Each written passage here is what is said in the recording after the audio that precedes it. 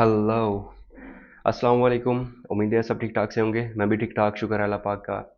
तो जब एक ही क्वेश्चन बार बार रिपीटेडली पूछा जाए, ईमेल पे या कमेंट्स में पूछा जाए कि भाई आप हैं कहाँ, आपने लिथुआनिया क्यों छोड़ा, तो फिर अगले बंदे की भी मजबूरी बन जाती है कि उसको उसका जवाब देना। अब हर एक को तो नहीं जवाब दे सकता बार बार, इसीलिए मैंने सोचा वीडियो बनानी चाहिए इस चीज़ पे, जो कि मैं नहीं बनाना चाहता था। So this video is going to be why I left Lithuania। तो चलिए शुरू करते हैं।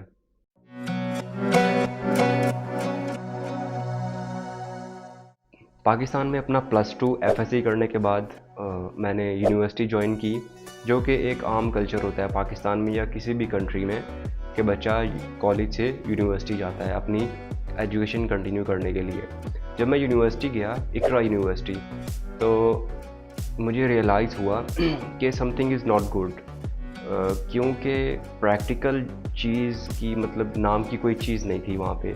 तो और जो कि मैं बहुत ख़िलाफ़ हूँ इस चीज़ के कि मतलब कि एक बच्चा मींस कि वो 12 साल उसने बुक्स, ठीक है, रट्टाबाजी, ग्रेडिंग सिस्टम, वो एक चीज़ से निकल के आया है। Now he needs some practical, और उसकी एज भी इतनी हो गई है कि वो प्रैक्टिकल चीज़ समझ सकता है और उसको अप्लाई कर सकता है दुनिया में, ताकि उसको बेनिफिट हो, उसमें वो प्रोफेशनल बने। बट नो, ऐसा कुछ नहीं था। सेम वही रट्टाबाजी, same books, same grading system, same mouse keyboard, what is mouse, what is keyboard, वही टॉपिक ड्रामा। मैंने रियलाइज़ कर लिया कि मेरा टाइम वेस्ट हो रहा है। मैंने यूनिवर्सिटी छोड़ दी तकरीबन 1 महीने के अंदर अंदर। दूसरी यूनिवर्सिटी मैंने इस उम्मीद से ज्वाइन की कि शायद पहली चॉइस जो थी मेरी शायद गलत हो सकती है, कि वहाँ पर प्रैक्टिकल सिस्टम ना सही हो। कस्ब यूनिवर्सिटी ज्वाइन की मैंने इस्लामाबाद में, वहाँ पर भी सेम सिचुएशन, मैंने वो भी छोड़ दी। थर्ड यूनिवर्सिटी मैंने ज्वाइन की दोबारा से, लाहौर गैज़ियन यूनिवर्सिटी, जो कि आर्मी यूनिवर्सिटी होती है। वहाँ पे भी इस तरह का कोई सीन नहीं था। मैंने अपने फादर को कॉल की, मैंने बोला बाबा सब ओके है, सब अच्छा की रिपोर्ट है। तो यहाँ पे लड़कियाँ हैं, अपना इंजॉय है, घूम रहे हैं, फिर रहे हैं, मस्ती कर रहे हैं, मूवीज़ देखने जा रहे हैं, और अपना क्लास में बैठे हुए हैं। कोई लेक्चर शेड्यूल नहीं है और कोई प्रैक्टिकल चीज़ की नाम नहीं है, कुछ नहीं सीख रहा मैं। और आप ख़र्चा भी मुझे भेज रहे हैं, पॉकेट मनी आ रही है, मुझे कोई टेंशन नहीं है, मैं कुछ कमा नहीं रहा। तो बट ये है कि एक चीज़ बाबा, मेरा मेरा टाइम वेस्ट हो रहा है यहाँ पे। मैं अपने आप को ज़ाया कर रहा हूँ काफ़ी टाइम से, और यहाँ भी कर रहा हूँ।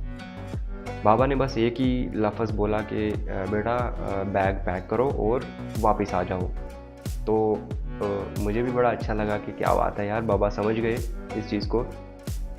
तो अब ये है कि कंटिन्यू करने से पहले मैं एक छोटी सी चीज़ बताना चाहता हूँ कि हमारे जो टीचर्स हैं, हमारे पेरेंट्स हैं, वो हमें मैट्रिक में 10th में हमें ये बताते हैं कि बेटा बस ये 2 साल है। वो हाथ जोड़ के हमारी मिन्नतें करते हैं कि पढ़ ले भाई, पढ़ ले, ठीक है, बस 2 साल है, ये कॉलेज में जाके सब कुछ ठीक है, सब ओके है, कोई टेंशन नहीं है। बस वहाँ पे कोई पढ़ाई नहीं होती। मैट्रिक में अपना सर खा के, दिमाग खा के, ठीक है, अपने अपने आप को ज़ाया करके, हर अय्याशी ज़ाया करके हम मार्क्स लेते हैं मैट्रिक में, और फिर कॉलेज में आते हैं, कॉलेज से उससे डबल, मीन्स के कॉलेज में उससे डबल होता है काम।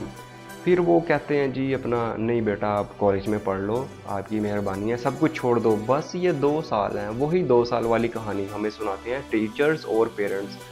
फिर तुमने यूनिवर्सिटी में चले जाना है, और यूनिवर्सिटी में सब अच्छा की रिपोर्ट है, वहाँ पे कोई टेंशन नहीं है, चिल है, ओके है, अपना वो कोई ज़्यादा पढ़ने की ज़रूरत ही नहीं पड़ती वहाँ पे। तो बस अपने हंस के वो डिग्री पकड़ा देते हैं ऐसे, और तुम्हें जॉब भी मिल जाती है 4 साल बाद ईजीली।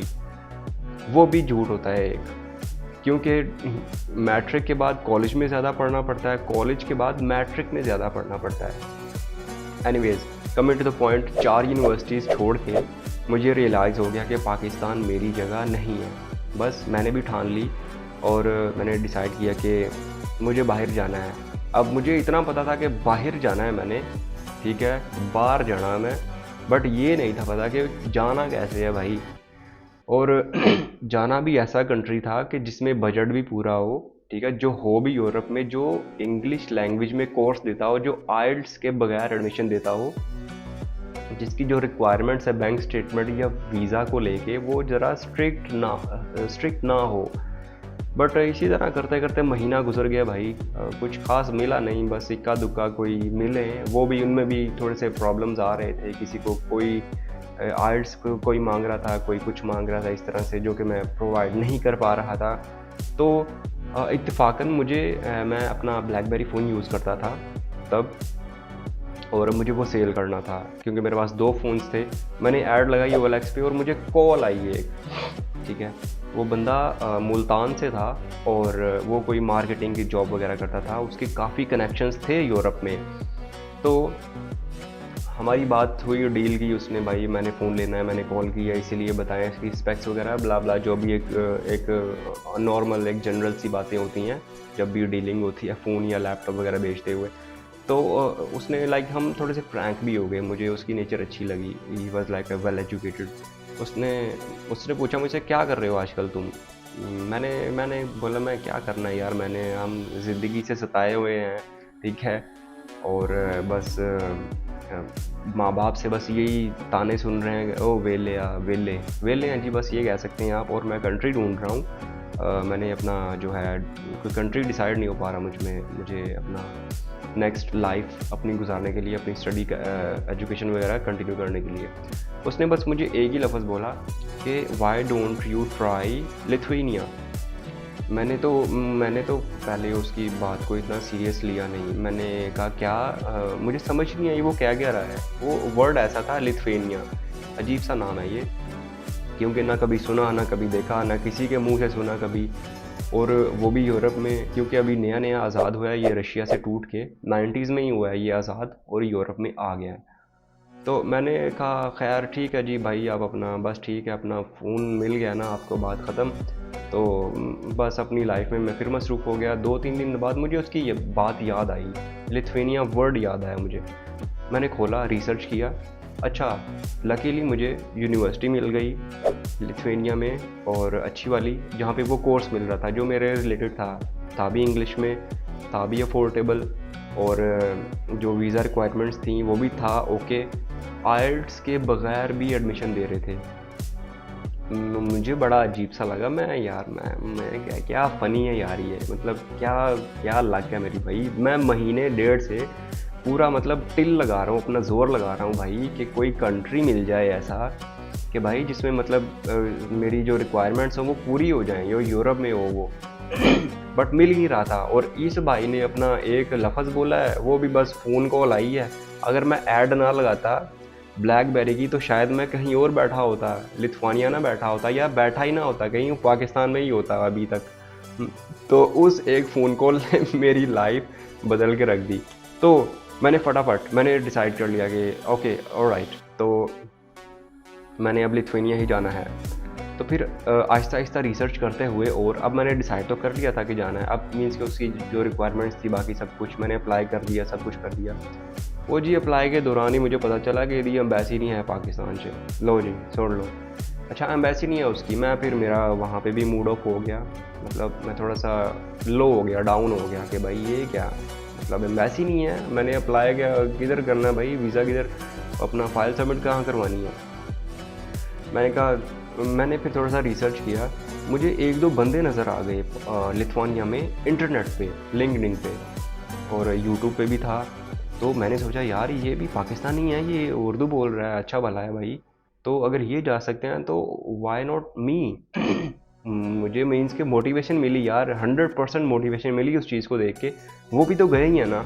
तो मैंने भी ठान ली भाई कि अब जाना है तो जाना है, वो नहीं पता कि कैसे जाना है, और रास्ता भी अब कोई नहीं है, बस यही रास्ता है।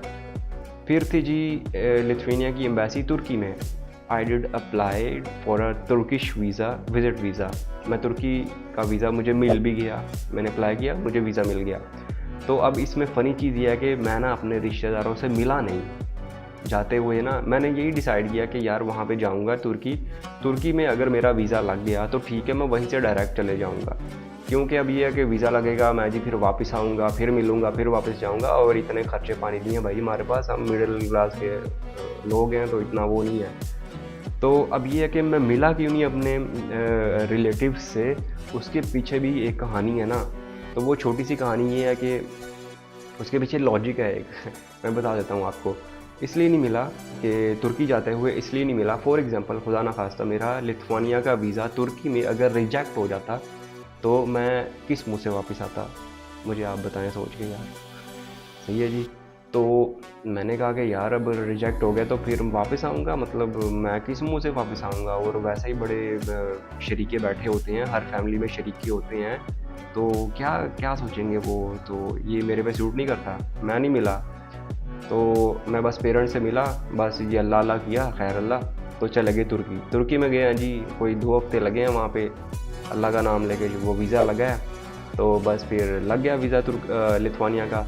वहाँ से फिर मैंने दोबारा से फ़्लाई किया डायरेक्ट लिथुआनिया के लिए। लिथुआनिया के जब एयरपोर्ट पे लैंड हुआ हूँ ना मैं, यार मज़े आ गए यार, मज़े आ गए, मतलब और ही दुनिया थी यार वहाँ पे। अजीब ही था सिस्टम भाई, ऐसे जैसे किसी फिल्म में उतर गया हूँ, किसी मूवी में आ गया हूँ, फेरी मीडोज यार, फैंटेसी की दुनिया में आ गई हूँ, और ही दुनिया है वो है ही नहीं, ये दुनिया है ही नहीं वो। हरियाली है, बड़े प्यारे प्यारे लोग हैं यार, मतलब अंग्रेज़ हैं यार जिनको टीवी पे देखते थे हम, ठीक है। बड़ा मतलब क्रेज़ होता था एक अपना जी, बचपन में भी होता था कि यार ये क्या कितने ज़बरदस्त आइलैंड हैं यार, हरियाली है, समुंदर है साथ में। तो मतलब होता है यार बंदा ना, मतलब वो कभी ना देखा हो इस तरह की चीज़, और बस मूवीज़ में, फैंटेसीज़ में, ख्वाबों में देखा हो, तो वो होता है। तो ये वाली फीलिंग थी मेरी वहाँ पहुँच के। Very very happy, very very comfortable था वहाँ पे जब मैं पहुँचा हूँ, नीचे लैंड किया हूँ। फिर मैं यूनिवर्सिटी पहुँचा हूँ टैक्सी करवा के, तो वहाँ पे मुझे एक दोस्त लेने आया, ज़ुबैर अकरम, मुझे ये कभी नाम भूलेगा नहीं। तो जब भी उसके बारे में सोचता हूँ दिल से एक दुआ सी निकलती है, he was very nice guy यार। अच्छा, फिर उसने मुझे लाइक पिकअप किया अपने बाहर से, यूनिवर्सिटी से, मुझे सुबह का नाश्ता करवाया। हम पूरा प्लेटें ढूंढते फिर रहे थे, चम्मच ढूंढते फिर रहे थे कि भाई, क्योंकि उसके पास 1-2 ही थे बस। तो फिर इस तरह से मतलब फिर 2 हफ्ते 3 हफ्ते बड़े मज़े के गुजरे। मैंने पूरा लिथुआनिया घूमा इस तरह से, ये वो अपना स्टडी भी साथ साथ कंटिन्यू करता रहा।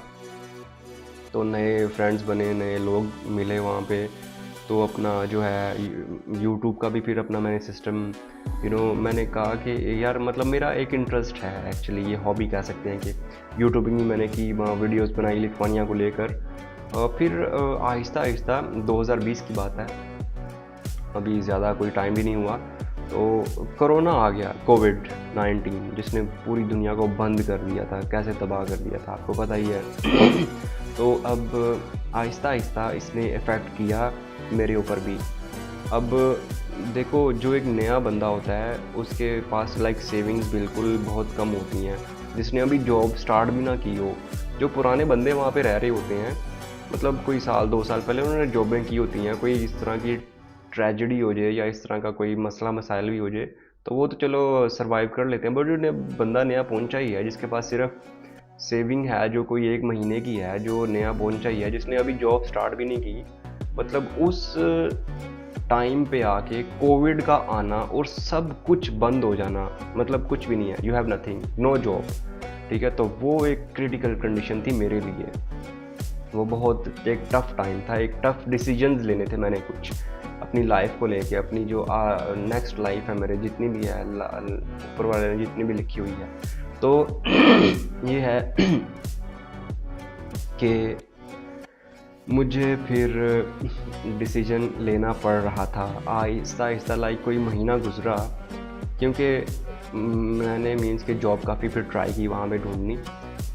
कोई महीना हो गया, नहीं मिली मुझे। फिर मेरा महीने बाद टीआरपी आ गया, मैंने जो अप्लाई कर रखा था टीआरपी आ गया, जिस पे आपको जॉब इजीली मिल जाती है।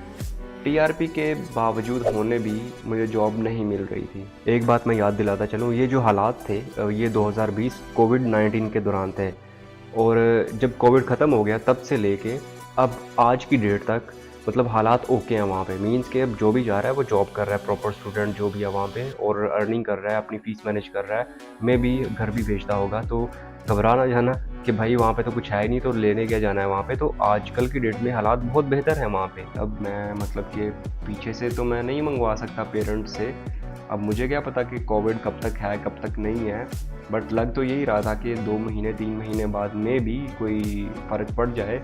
बट मैं फिर भी 1 रुपया नहीं मंगवाने वाला था अपने बैक पेरेंट्स से। मैं पहले ही ले आया था अमाउंट, और अच्छी बात नहीं है, this is against the ethics, और इस तरह से I was against this thing कि मैं पैसे मंगवाऊँ, घर से मंगवाऊँ।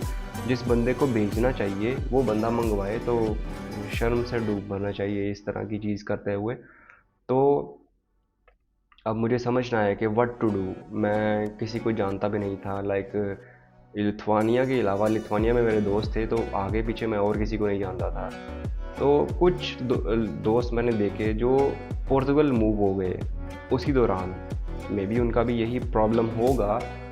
तो मैंने सोचा कि यार ये रिस्की सा काम है, मतलब कि वहाँ पे कैसे क्या।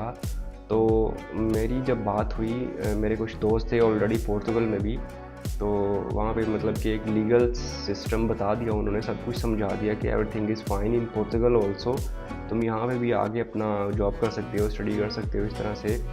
तो बस ये है कि यार मुझे अब डिसीजन लेना था, मुझे निकलना था अभी लिथुआनिया से। आपका भाई पूरा खाली हो गया था, ऊपर से नीचे से खाली था मैं, बस 1 हफ्ते का खर्चा था। या तो उसकी टिकट ले लो तुम और पोर्तुगल चले जाओ, या तो तुम फिर 1 हफ्ता सर्वाइव कर लो लिथुआनिया में। तो ये हालात हो गए थे, सही है। तो अब मैं अब पीछे से मीन्स कि मेरी ट्यूशन फ़ीस देने के भी मतलब वो पैसे, इस तरह से मैं कहाँ से मैनेज करूँ, क्या करूँ, मतलब इस तरह से रेंट कहाँ से देना है भाई, खाना फूड वगैरह कहाँ से करना है। तो भाई बहुत सारी रिस्पॉन्सिबिलिटीज़ थी वहाँ पे। मतलब टेंशन ये नहीं थी कि मैं खाना बना रहा हूँ या कपड़े धो रहा हूँ या सारा कुछ खुद ही कर रहा हूँ, ये कुछ भी नहीं है, छोटी छोटी चीज़ें हैं ये, इनको करने में मज़ा आ रहा था इवन के, जो कि हमारे पेरेंट्स खुद ही करते थे। मदर हमारी कर देती थी हमारे कपड़े वगैरह, ये वो, खाना पीना वहाँ पे तो खुद ही करना पड़ता है ना। तो प्रॉब्लम ये नहीं थी, प्रॉब्लम ये थी कि आई वॉज फिनिश्ड, मेरे पास अमाउंट कुछ भी नहीं थी और मैं मंगवाने वाला नहीं था पीछे से। ऊपर से पे खड़ी थी मेरी ट्यूशन फीस, ऊपर ही खड़ी थी मेरे रेंट, और खाना पीना भी ख़त्म हो रहा था पीछे से। मैंने कहा छोड़ो यार, दफ़ा करो।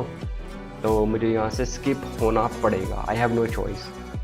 मतलब मजबूरी में था, ये मजबूरी में था एक्चुअली, मेरे पास मुझे फ़ैसला करना था, ये मैं खुशी से नहीं कर रहा था। फिर मैंने एक घर कॉल की और मैंने बताया कि I am going to Portugal, तो यही मेरा फ़ाइनल डिसीजन है। उन्होंने फिर कहा कि ठीक है। अभी मैं अल्लाह अल्लाह किया, टिकट की और वहाँ से गया, पोर्तुगल पहुँचा। पोर्तुगल में अपने दोस्तों से इस तरह से मिला और सारी डॉक्यूमेंटेशन की पोर्तुगल में। पहले 2 दिन 1 हफ़्ता तो डॉक्यूमेंटेशन कंप्लीट हो गई। अब मैं आज़ाद था वहाँ पे, तो वो मेरा अब लाइक नया घर था, वैसे तो नया घर था। तो मैंने जॉब शॉप की, फैक्ट्री में भी की, होटल में भी की, कोई 1.5 साल की जॉब मैंने वहाँ पे। तो सर्दियाँ आ गई, दिसंबर, जनवरी, फरवरी, होटल बंद हो जाते हैं वहाँ पे इन सीजन्स में, क्योंकि टूरिस्ट एरिया है वो, और वहाँ पे टूरिस्ट आना सर्दियों में बंद हो जाते हैं। तो उन्होंने बोला कि आपको हम भी जॉब पे नहीं रख सकते क्योंकि टूरिस्ट बंद हैं, अभी कोई आ नहीं रहा बंदा, क्योंकि ये हमारे हर साल का सीन होता है ऐसे। तो जब टूरिस्ट स्टार्ट होंगे लाइक मार्च या फिर अप्रैल में, तो आप दोबारा से आ सकते हैं। मैंने बोला इस तरह से मैं जा नहीं सकता क्योंकि मुझे दोबारा अप्लाई करना पड़ेगा वीज़ा। उन्होंने बोला कि कोई बात नहीं, हम आपको डॉक्यूमेंटेशन दे देंगे, आप वीज़ा अप्लाई कर देना। तो अभी पिछली वीडियो में अगर आप देखें तो मैंने वीज़ा दोबारा अप्लाई किया स्पेन का, स्पेन से मैंने जाना था पोर्तुगल, मेरा वीज़ा रिजेक्ट हो गया।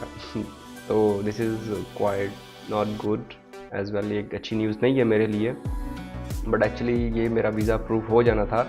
बट मुल्क के हालात ऐसे थे यहाँ पे पाकिस्तान में कि वो वीज़ा किसी का एक्सेप्ट नहीं कर रहे, due to some really concern. Even के एम्बेसीज बंद हो रही हैं भाई यहाँ पे, तो वीज़ा लगने की तो दूर की बात है। तो दैट्स वाई मैं दोबारा रीअपील करूँगा, दोबारा अप्लाई करूँगा, और हो सकता है कि मैं पोर्तुगल को छोड़ के एक नया कंट्री चूज़ करूँ, वो भी जल्द ही आपको बताऊँगा। But Lithuania, Estonia, Latvia, Lithuania मेरे दिल के बहुत करीब है, क्योंकि ये मेरी पहली एंट्री थी पूरे यूरोप में। यूरोप इसने मुझे लाइक बहुत कुछ दिया, मुझे बहुत कुछ सिखाया, मुझे आगे बढ़ाया, इसने मुझे आगे बढ़ना सिखाया। तो लिथुआनिया के बारे में वीडियोस आती रहेंगी। मेरा बहुत बड़ा नेटवर्क है वहाँ पे, तो उसके बारे में वीडियोस बंद होना नहीं होंगी, सब वीडियोस आएंगी। पासपोर्ट, ठीक है, ड्राइविंग लाइसेंस, और अपना एजुकेशन टेस्ट कहाँ से होते हैं, और अपना परमानेंट रेजिडेंसी, पासपोर्ट, मतलब सारी वीडियोस आती रहेंगी इजी आहिस्ता आहिस्ता। लिथुआनिया के बारे में। तो but the funny thing is that कि मैं खजूर में अटका वहीं से टपका, पता नहीं ये कैसी कहावत है। तो मतलब मैं जहाँ से मैंने स्टार्ट किया था, पाकिस्तान से गया लिथुआनिया, लिथुआनिया से तुर्की, तुर्की से कहाँ कहाँ से होता हुआ मैं पोर्तुगल पहुँचा, फिर पोर्तुगल से पाकिस्तान वहाँ पे आ गया। जहाँ से शुरू किया वहाँ से वापस आके मैं बैठ गया हूँ। तो मैं अब यहाँ पे फंस गया हूँ भाई। तो अब ये है कि इंशाल्लाह वी विल ट्राई, इतनी कोई वो वाली परेशानी वाली बात नहीं है। तो this was the reason mister covid corona, जिसने मुझे ये फ़ैसला लेने पे मजबूर किया और आज मैं पाकिस्तान में बैठा हुआ हूँ वापस। तो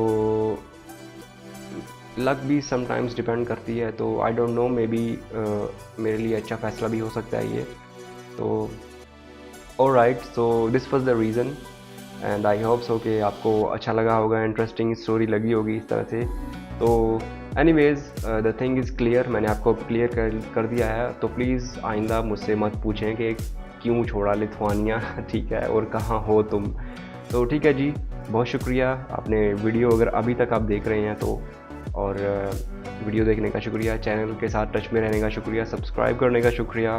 तो अपने चैनल का भी ख्याल रखिए, अपना भी ख्याल रखिए। तो कल मिलते हैं, अल्लाह हाफिज़।